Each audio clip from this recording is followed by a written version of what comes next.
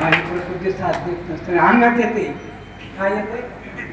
लोकांच्या हिंदीवर अंगात येतं, पण माझा तो बालकृष्ण अंगात येतोय आणि मला बोलायला लावतो. वास्तविकाचं मला उठताना 2 माणसांनी धरून उठावं लागेल आणि मग चालावं लागेल. इकडे अवघड जाते.